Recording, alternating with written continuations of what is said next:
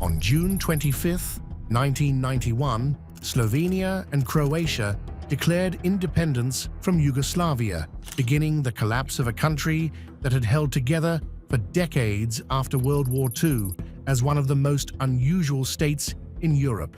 Yugoslavia had not belonged fully to the Soviet bloc, and it had not belonged to the West. It had been communist, but independent from Moscow. It had been ruled by one party, but it contained 6 republics, several nationalities, different religions, different memories of war, and old fears that had been buried under the authority of a single state. For years, the world looked at Yugoslavia as a bridge between East and West, a country that seemed to prove different peoples could live inside one socialist federation without being controlled by either superpower. But when the Cold War ended, the force holding that federation together began to disappear. And by the time the fighting started, Yugoslavia did not simply break apart. It tore itself open in the bloodiest conflict Europe had seen since the Second World War. The country that fell apart in the 1990s had been built from the wreckage of earlier wars. After World War I, a kingdom was created to unite South Slavs, including Serbs, Croats, Slovenes, and others who had lived under different empires and carried different political traditions into the same state. But unity was never simple, because the new country joined peoples who did not always agree on what the state should be. Some wanted a centralized country dominated from Belgrade. Others wanted more autonomy for their own regions and national communities. These arguments did not disappear. They waited. During World War II, the region was ripped apart by occupation, resistance, civil war, collaboration, and mass killing. Nazi Germany and its allies invaded and dismembered Yugoslavia in 1941, while different armed movements fought both the occupiers and each other. The violence left memories that were not abstract history. Families remembered who had been killed,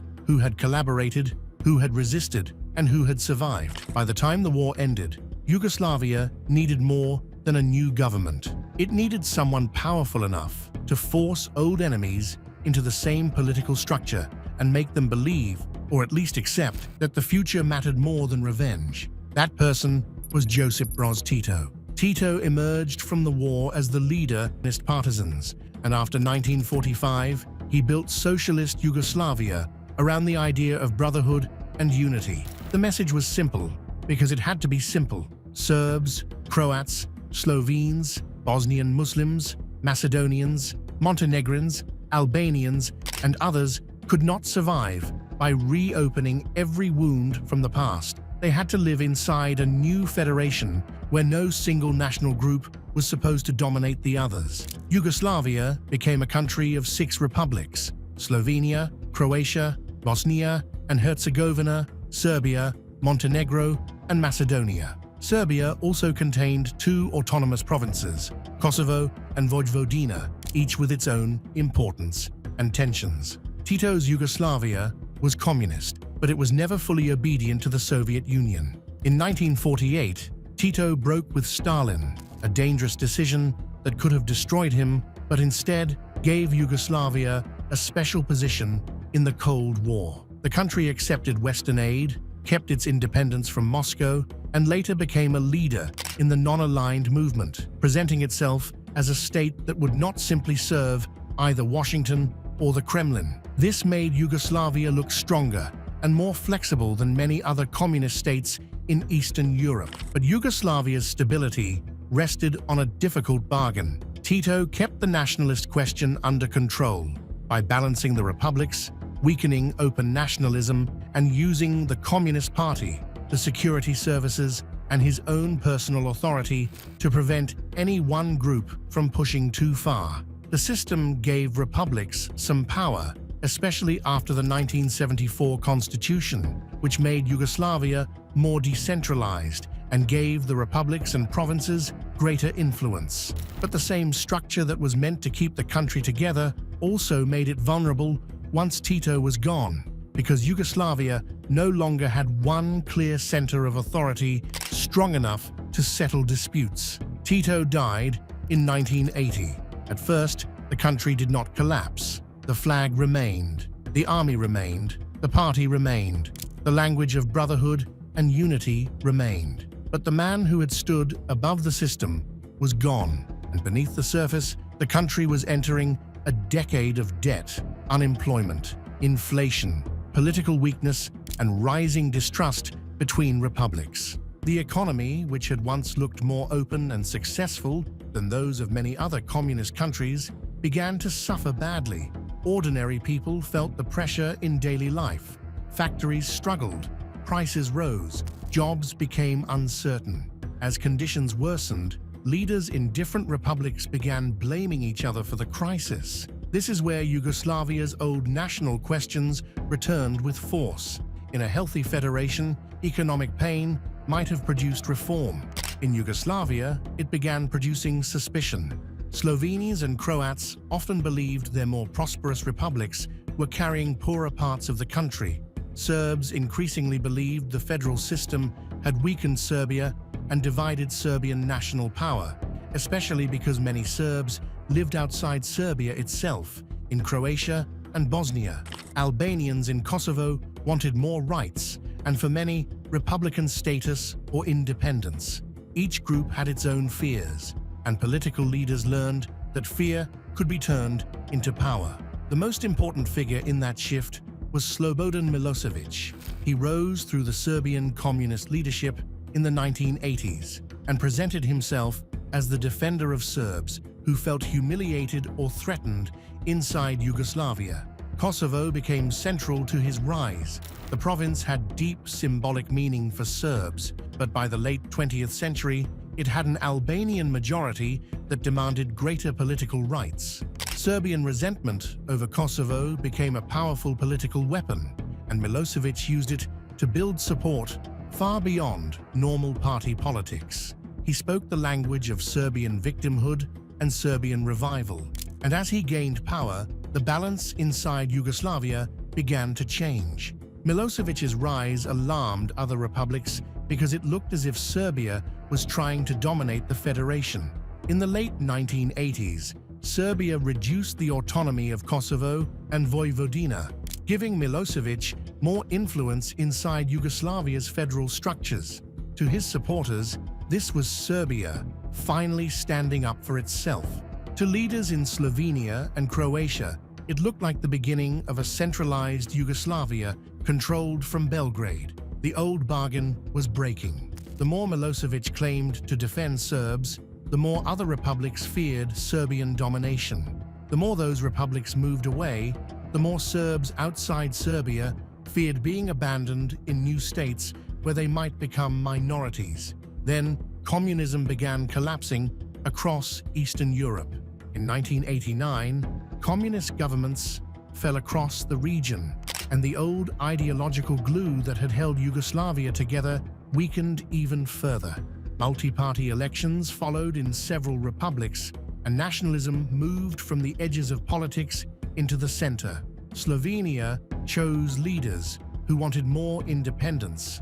Croatia elected Franjo Tudjman, a nationalist leader who wanted Croatian sovereignty and spoke to Croats who believed Yugoslavia had become a prison.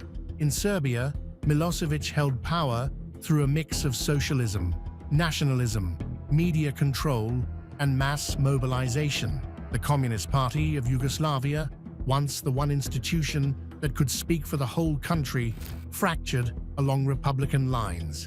By 1991, Yugoslavia was no longer acting like one country. It was acting like several governments trapped inside the same shell, arguing over who had the right to leave, who had the right to stop them, and what would happen to people who lived on the wrong side of future borders. This was the problem that made the breakup so dangerous. Slovenia was relatively compact and more ethnically unified, but Croatia and Bosnia were not simple national boxes. Large Serb communities lived in Croatia. Bosnia was even more mixed, with Bosniaks, Serbs, and Croats living in cities, towns, and villages whose histories overlapped for generations. If republic borders became state borders, millions of people would suddenly find themselves asking who controlled the land under their feet. Slovenia moved first. On June 25, 1991, Slovenia declared independence, and fighting began almost immediately between Slovenian forces and the Yugoslav People's Army. But the war in Slovenia lasted only 10 days. The republic was geographically separate, had fewer Serb minority issues than Croatia or Bosnia, and the Yugoslav army soon withdrew. Slovenia's war was brief, but it broke the illusion that Yugoslavia could still be held together without violence. Croatia was different. When Croatia declared independence, Serb communities inside Croatia, backed by leaders in Belgrade and elements of the Yugoslav army, rejected the idea of living under the new Croatian state. Croatian Serbs feared Croatian nationalism and remembered World War II, when the fascist Ustaša regime had murdered Serbs, Jews, Roma, and others under Axis occupation. Croats, in turn, saw the Serb rebellion and the Yugoslav army's actions as an attempt to destroy Croatian independence. The war that followed was not a clean fight between two regular armies. It was a struggle over towns, roads, villages, minorities, borders, and memory. In 1991, the Croatian city of Vukovar became one of the first great horrors of the Yugoslav wars. The city was besieged and devastated by Serb forces and the Yugoslav army after months of fighting. Streets were reduced to rubble. Civilians hid in basements. When the city fell, prisoners and civilians were taken away, and many were murdered. Vukovar became a symbol for Croats of suffering and resistance, and a warning to the world that Yugoslavia's collapse would not be a peaceful, legal separation. It would be fought house by house, with civilians trapped inside the borders being created around them. But the worst was still ahead, because Bosnia and Herzegovina was the place where Yugoslavia's mixed reality could not be separated without catastrophe.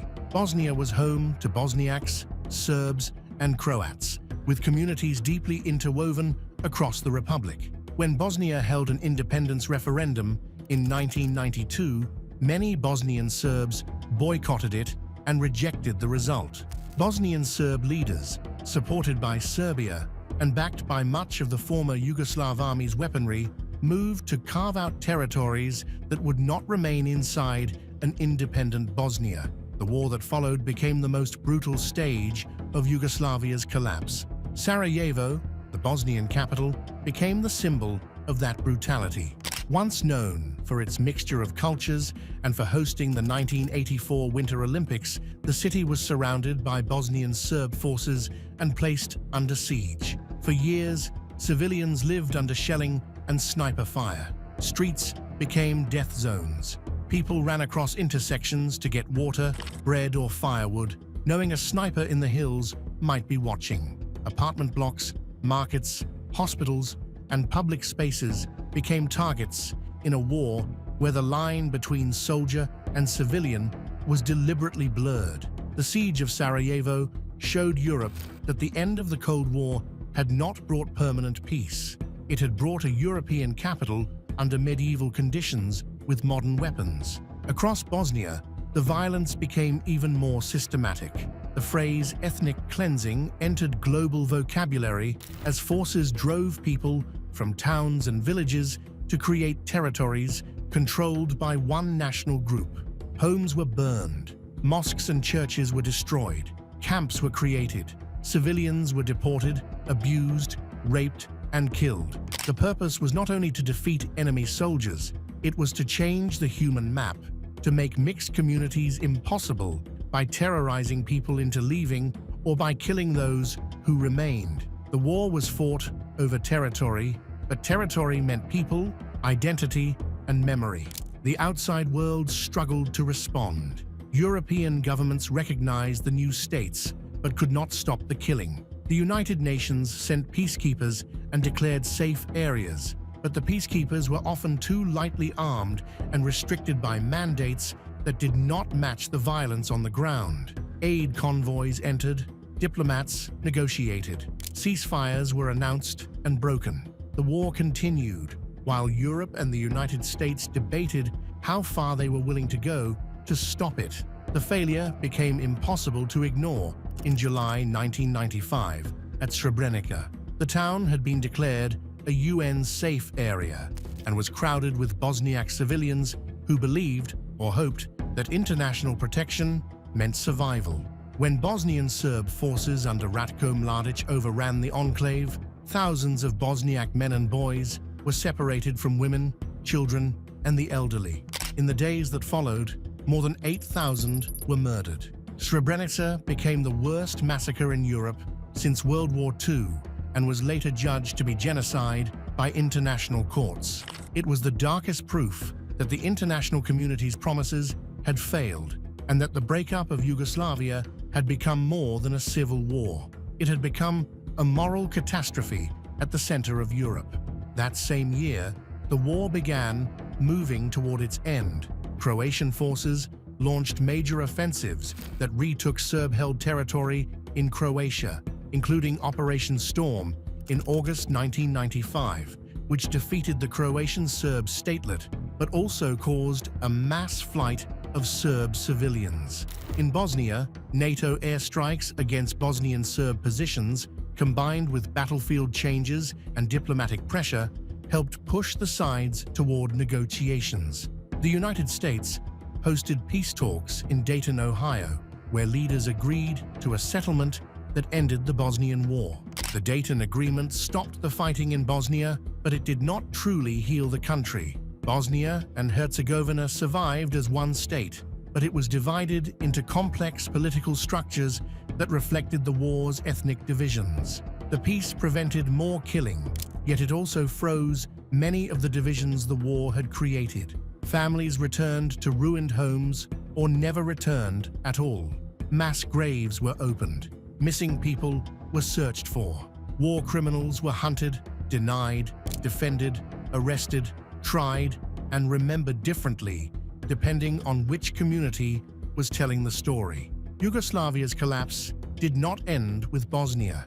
Kosovo, whose crisis had helped raise Milosevic to power, became the next major battlefield. By the late 1990s, conflict between Serbian forces and Kosovo Albanian fighters escalated, and Serbian repression of Kosovo Albanians drew international attention. In 1999, NATO launched an air campaign against Yugoslavia, then made up of Serbia and Montenegro, to force an end to the crackdown. Serbian forces withdrew from Kosovo, and the province came under international administration. Years later, Kosovo declared independence, a move recognized by many Western countries but rejected by Serbia and Russia. The argument over Kosovo remains one of the lasting disputes born from Yugoslavia's destruction. By the early 2000s, the country that had once been Yugoslavia had been replaced by new states, new borders, and unresolved grief. Slovenia moved toward the European Union. Croatia eventually followed. Bosnia remained trapped in a difficult post-war structure. Serbia faced the fall of Milosevic and the burden of wars fought in its name. Montenegro later separated peacefully from Serbia. Macedonia avoided the worst of the early wars, but faced its own tensions before becoming North Macedonia. Kosovo remained disputed. A federation that had once claimed to unite South Slavs had left behind a region still arguing over sovereignty, guilt, memory, and identity. How Yugoslavia fell apart is not simply the story of ancient hatred, even though people often explain it that way because it sounds simple. The truth is more dangerous. Yugoslavia collapsed because a weakened political system, economic crisis, nationalist leaders, unresolved historical fears, and the end of communism all struck at the same time. Tito's system had suppressed the national question without solving it. Once the center weakened, leaders discovered they could gain power by telling their people they were threatened. Each side's fear became another side's evidence. Every declaration of independence created a minority problem. Every minority problem became a border problem. Every border problem became a reason to arm. That is why the breakup mattered far beyond the Balkans. It showed that the end of the Cold War did not mean the end of war in Europe. It showed that international institutions could fail while civilians were being killed in real time. It forced NATO to redefine its role after the Soviet Union was gone. It created war crimes tribunals that helped build a legal record of atrocities and made leaders answer in court for crimes committed during the breakup. It also left Europe with questions that remain alive today: how states break, how borders are defended, how propaganda turns neighbors into enemies, and how hard it is to rebuild trust after political collapse becomes mass violence. The war that shattered Europe began with arguments over constitutions, republics, and sovereignty, but it ended in ruined cities, refugee columns, mass graves, and new countries born from fear and blood. Yugoslavia had been built to overcome the violence of the past, yet when its system failed, that past returned in a modern form, with television cameras, artillery, detention camps, peacekeepers, diplomats, and international courts watching. The country did not fall apart in one moment. It cracked slowly, then violently, until the map changed and the name Yugoslavia became a memory. If you enjoyed this video, hit the like button and subscribe for more history content covering wars, revolutions, and events that shaped the modern world.